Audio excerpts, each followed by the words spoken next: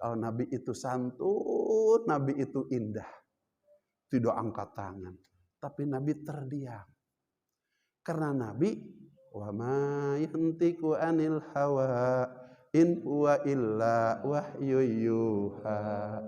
Tidak pernah bicara yang keluar dari nafsunya, melainkan bicara apa yang diwahyukan oleh Allah Subhanahu wa ta'ala.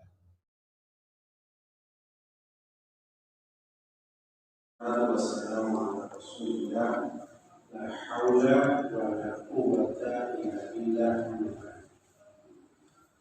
Para hadirin wa hadirat dan saudara yang besar yang kita sama-sama hormati dan semoga dimuliakan Allah Subhanahu wa taala. Amin. Alhamdulillah,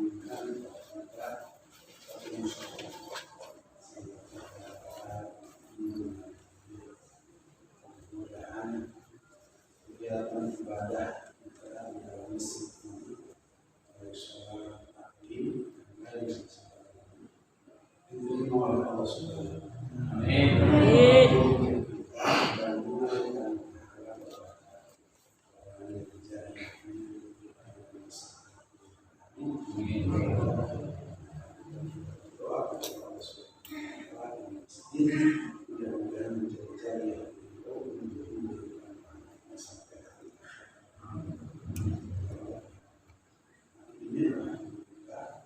kita memakai musola ini yaitu terawih pada kita bagi sampaikan bulan Ramadan adalah kata Rasulullah syahrul bersih, bulan yang tidak ada bulan yang mengalahkan keagungannya bulan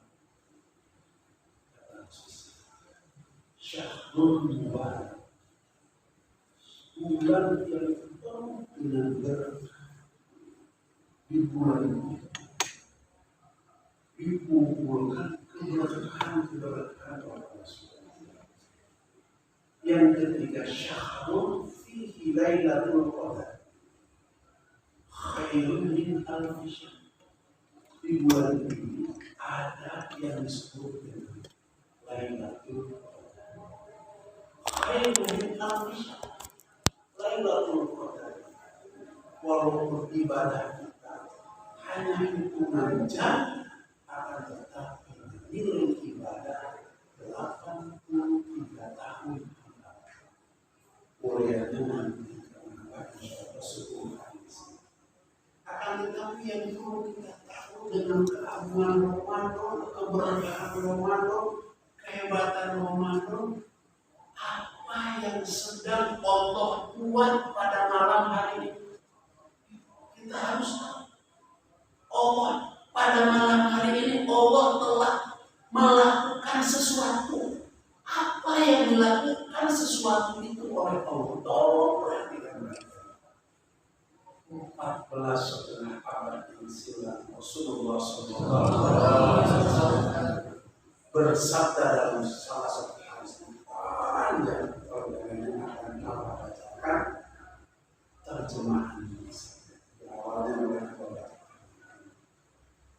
Rasulullah SAW bersabda, innal jannah la tubakharu wa tuzayyanu min al-qawli ila al-qawli lidukhul. Sesungguhnya kata Rasulullah SAW bahwa surga itu dipercantik, diperindah, dipermegah dan diberikan harum serta wangi-wangian minal hauli ila al-hauli, dari tahun ke tahun lidukhul Ramadan, karena masuk bulan Ramadan. Bagaimana cara Allah Subhanahu wa taala memberikan wangi-wangian, harum-haruman terhadap surga, mempercantik, memperindah, memperbagah surga? Rasulullah meneruskan sabdanya, habba rihun min tahtil arsy al-musammadil muslim. Dengan cara di mana Allah Subhanahu wa taala pada malam hari awal Ramadan, fahabat rihun min tahtil arsy, menghembuskan sebuah angin yang angin itu bernama al-musirah, oleh Allah ditembuskan ke surga. Ketika angin al-musirah dihembuskan oleh Allah Subhanahu wa ta'ala dari bawah aras agungnya Allah Subhanahu wa ta'ala, surga berubah menjadi wangi, menjadi harum. Tidak ada wangi dan tidak ada harum mengalahkan wangi harum itu. Kapan? Malam hari. Ini malam Allah sedang membuat harum-harumnya surga. Kemudian dengan masuknya angin al-musirah dihembuskan oleh Allah Subhanahu wa ta'ala, mendadak surga menjadi lebih cantik, lebih indah, lebih indah dari tahun-tahun sebelumnya. Kemudian bukan saja itu, angin al-musirah meniup setiap pohon-pohon indah, sehingga pohon yang satu dengan pohon yang lainnya, ranting yang satu dengan ranting yang lainnya, dahan yang satu dengan dahan yang lain bersentuhan, kemudian mengeluarkan suara yang sangat indah. Bapak Ibu sekalian yang dirahmati oleh Allah Subhanahu wa ta'ala, yang duduk di musola Taman Kebun BSM, juga yang melihat di media sosial, karena ini ke seluruh dunia, seluruh Indonesia ini ada channel di sini. Jadi Pak Iwan ini sudah dilihat oleh banyak orang, begitu. Jadi itu surga pada malam ini mendadak menjadi lebih wangi dari tahun sebelumnya, lebih cantik, lebih indah, lebih megah dari tahun sebelumnya, dan mengeluarkan suara yang sangat indah. Tidak ada suara yang indah kecuali suara pada malam hari ini. Sehingga bidadari-bidadari itu bangun. Karena pada saat Allah Subhanahu wa ta'ala membangun surga yang indah, yang megah, yang cantik itu, sekaligus dengan bidadarinya. Setiap seorang ahli surga dibangunkan satu rumah. Setiap satu rumah ada 70 kamar. Setiap satu kamar ada 70 kamar lagi. Jadi kita punya rumah 70 kali 70 kamar. Setiap satu kamar ada 70 bidadari. Sebagian mengatakan setiap satu lantai ada 70 bidadari. Untuk apa? Untuk menghidmat kita. Maka bidadari pada malam hari itu keluar, bangun dan bertanya kepada malaikat Ridwan, wahai Ridwan, adakah kiamat telah terjadi? Adakah Allah membangunkan kami untuk menghidmat para ahli surga? Kata malaikat Ridwan, labbaika ya hurul ain. Bukan wahai hurul ain. Dunia belum kiamat. Allah belum membangunkan kalian. Tapi ini malam tanggal 1 Ramadan. Allah memberikan wangi-wangian ke dalam surganya. Allah mempercantik, memperindah, mempermegah surganya. Lis-shaimina min ummati Muhammadin. Menyambut untuk mereka-mereka yang berpuasa daripada umat Muhammad. Subhanallah. Disambut oleh Allah kita. Malam ini Allah menyambut kita. Sampai di situ tidak, kata Allah Subhanahu wa ta'ala, ya Ridwan, wahai malaikat Ridwan, buka 8 pintu surga lis-shaimina min ummati Muhammadin. Wahai malaikat Malik, tutup rapat-rapat 7 labang pintu api neraka lis-shaimina min ummati Muhammadin. Artinya apa? Pintu surga dibuka untuk mereka yang berpuasa daripada umat Muhammad. 7 lubang api neraka ditutup untuk orang yang berpuasa dari umat Muhammad. Artinya besok kalau kita puasa sungguh-sungguh, bertahan 1 bulan, tidak batal baik secara johir maupun secara batin, wajib masuk surga, haram masuk api neraka. Tolong perhatikan baik-baik. Sampai di situ tidak. Rasulullah Shallallahu Alaihi Wasallam meneruskan sabdanya di malam-malam setiap malam Ramadan. Allah Subhanahu wa taala turun ke langit dunia. Dan Allah Subhanahu wa taala menawarkan 3 perkara. Menawarkan berapa? Allah menawarkan. Kira-kira kalau ada orang menawarkan makanan, supaya dimakan atau bukan? Dikasih atau enggak? Dikasih. Ini Allah yang maha kasih, yang maha penyayang. Di atas segalanya kasih dan sayang, zat Allah Subhanahu wa taala setiap malam Ramadan turun ke langit dunia menawarkan 3 perkara. Apa yang ditawarkan oleh Allah Subhanahu wa taala? Tolong perhatikan baik-baik. Hal min sa'ilin fa'utiyahu. Kata Allah Subhanahu wa taala, siapa di antara kalian yang mau minta kepadaku? Bosan susah dalam hidup. Boga hutang teu kabayar wae. Jeung pamajikan ribut bae. Ngalambar gawe eueuh nu narima. Boga anak can laku. Jomblo ngaranna. Maka Allah Subhanahu wa taala menawarkan. Kalau kita di siang hari berpuasa, di malam hari bertarawih, di keheningan malam, di sepertiga malam, datang kepada Allah Subhanahu wa taala, minta kepada Allah Subhanahu wa taala, kata Allah Subhanahu wa taala, apa saja yang kamu minta, pasti tidak ada satu permintaan kecuali dikabul oleh Allah Subhanahu wa taala. Demi keagungan Ramadan. Oleh karenanya jadikanlah malam-malam Ramadan malam-malam untuk menyelesaikan setiap persoalan kita. Abah ini alhamdulillahirabbil alamin sudah 22 tahun. Tidak pernah setiap Ramadan tinggal di rumah. Setiap satu Ramadan pulang malam takbir di masjid. Belajar ikut Rasulullah Shallallahu Alaihi Wasallam. Karena Rasulullah SAW yang dijamin oleh surga oleh Allah Subhanahu wa taala. Kurang apa agungnya, kurang apa mulianya, kurang apa hebatnya Rasulullah. Tapi Rasulullah sejak satu Ramadan sudah ada di masjid, tidak lagi menginjakan kaki ke tanah. Kalau istrinya ingin ketemu dengan Nabi, Nabi nongol di jendela. Di ome eta gadona pamajikanana Satya Aisyah di ome ku Rasulullah. Kalau mau ketemu. Kemudian apa yang kedua yang oleh Allah Subhanahu wa taala ditawarkan di malam-malam Ramadan?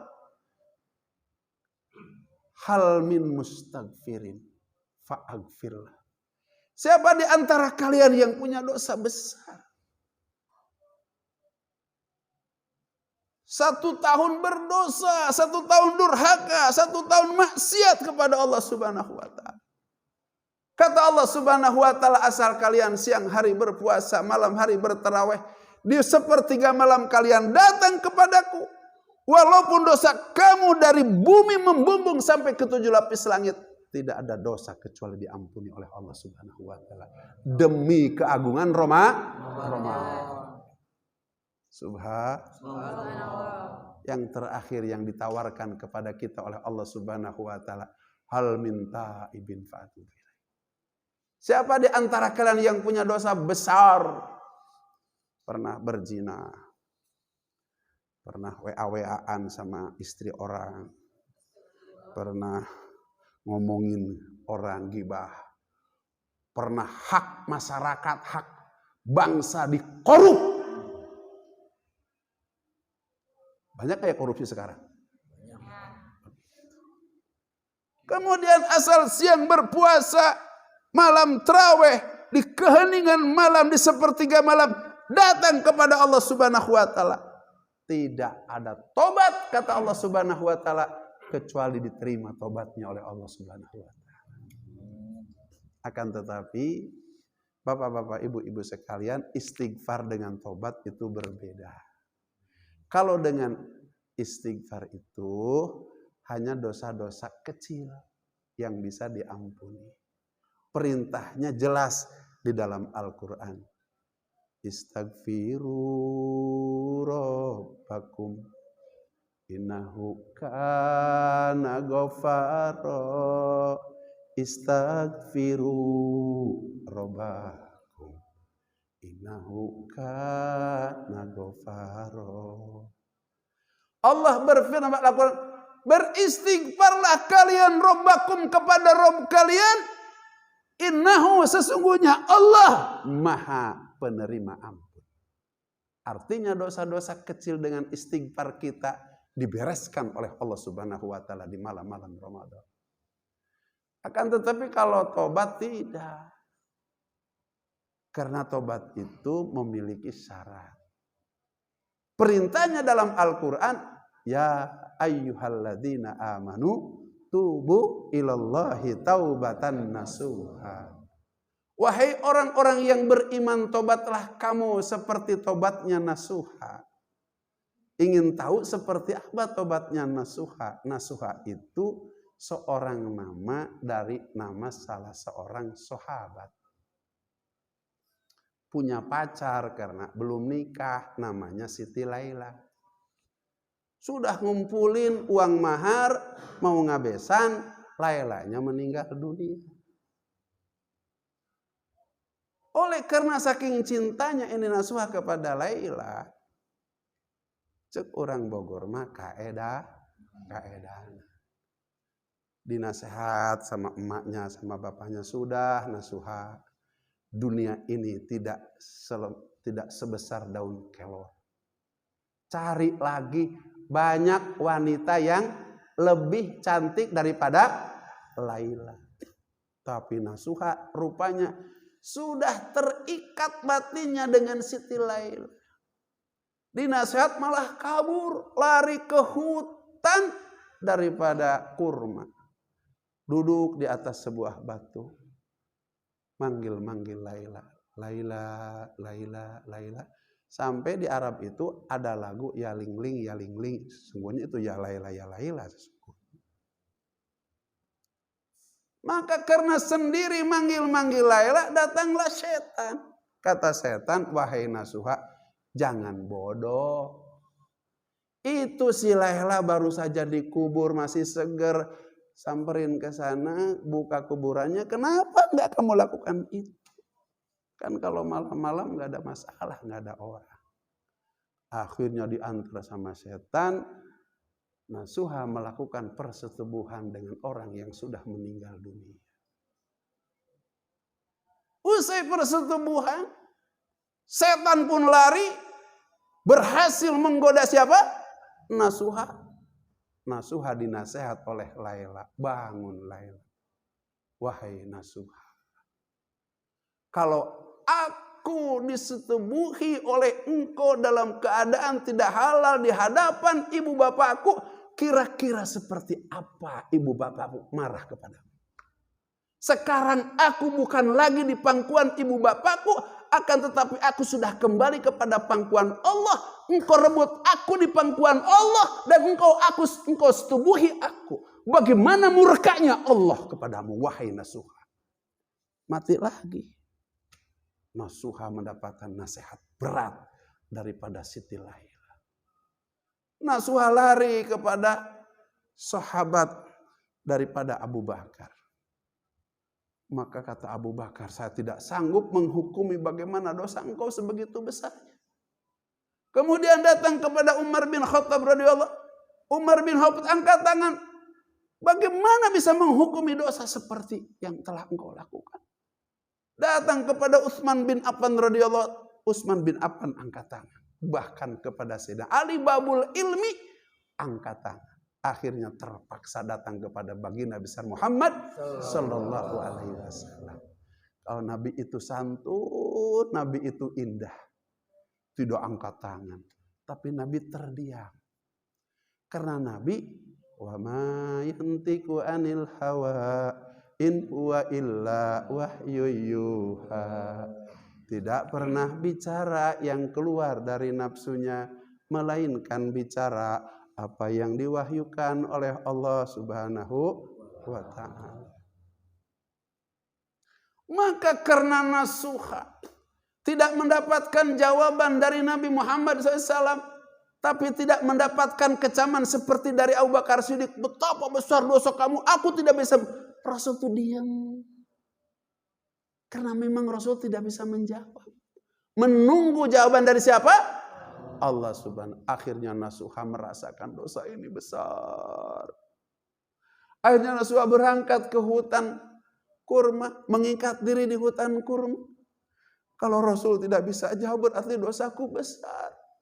Aku akan datang kepada Allah, biar Allah yang dapat mengampuni aku.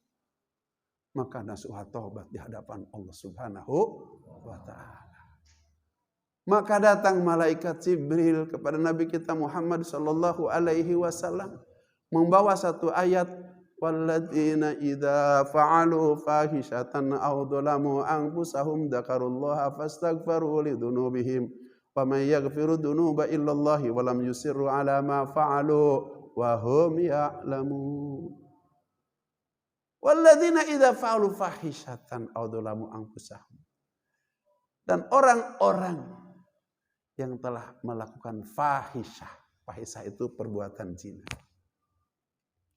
Aw dzalamu anfusahum, atau menjolim terhadap dirinya. Summa yastaghfiril. Kemudian ia memohon ampun kepada tobat kepada Allah Subhanahu wa taala. Allah akan memberikan ampunan, akan memberikan tobat kepadanya. Maka Nabi ingat ini ayat turun karena nasuha. Akhirnya Rasulullah menyuruh para sahabat radhiyallahu untuk mencari nasuha. Akhirnya nasuha dicari, ternyata ada di hutan kurma, sedang mengikat diri, habis air matanya. Kering air matanya, nangis tobat kepada Allah Subhanahu wa taala, sudah tidak berdaya, digotong ke hadapan Rasulullah SAW, waktu maghrib meninggal dunia. Kata Rasulullah SAW, nasuha telah diterima tobatnya oleh Allah Subhanahu wa taala. Melalui proses perjalanan tobatnya nasuha oleh para ulama dijadikan satu pijakan. Jadi syarat daripada tobat itu ada 4. Jadi berbeda dengan istighfar. Kalau tobat kita ingin diterima, syaratnya ada 4. Yang pertama, harus menyesal seperti nyesalnya nasuha. Paham? Tubuh ilo tobatan nasuha itu harus menyesal seperti nyesalnya nasuha. Kita pernah merasa punya dosa? Mau tobat? Sesali seperti menyesalnya nasuha. Sehingga ia mengikat diri di pohon kurma. Kemudian yang kedua, harus bersedih. Dengan cara meneteskan air mata. Kalau orang tobat tidak nangis, bukan tobat.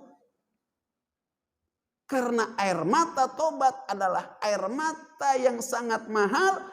Air mata yang tidak akan pernah kering sampai hari kiamat. Seluruh air akan kering. Air sungai kering, sumur kering, laut kering. Nanti pada hari kiamat. Tapi air kesedihan karena perbuatan dosa, penyesalan karena perbuatan dosa, itu air tidak akan kering sampai hari kiamat. Bahkan besok ketika kita menyeberang jembatan Shiratal Mustaqim, itu api mau membakar kita, malaikat Jibril datang menyerahkan air penyesalan itu, ini air tobat mata kamu, sembur itu api neraka, akan dapat memadamkan api neraka. Oleh karenanya malam-malam Ramadan penting kita untuk mengalirkan air mata. Yang ketiga, berniat untuk tidak melakukan kembali perbuatan dosa besar itu. Dan yang keempat, dilakukan sebelum syakaratil maut. Kapan? Di malam-malam Ramadan, di sepertiga malam. Insya Allah. Kalau 3 ini kita lakukan, minta kepada Allah, istighfar kepada Allah, dan tobat kepada Allah, besok kita setelah bulan puasa, oleh Allah dirubah hidup kita insya Allah. Mudah-mudahan ini malam memulai kita memohon kepada Allah Subhanahu wa taala. Malam hari ini kita memulai beristighfar kepada Allah. Malam hari ini kita mulai bertobat kepada Allah Subhanahu wa taala. Rubah kehidupan kita.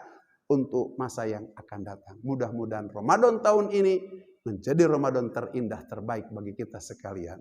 Untuk menyelamatkan diri kita di dunia sampai dengan di akhirat. Sedikit-sedikit saja namanya juga kultum. Bahkan ini bukan kultum, mungkin kul 12 gitu ya. Hadanallahu wa iyyakum ajmain wa adkhalana fi zumratil muwahhidin fi jannatin naim. Aqulu qouli hadza fastaghfir innahu wal ghafurur rahim. Subhanallahi wa bihamdihi subhanallah bihamdika asyhadu alla ilaha illa anta astaghfiruka wa atubu ilaik.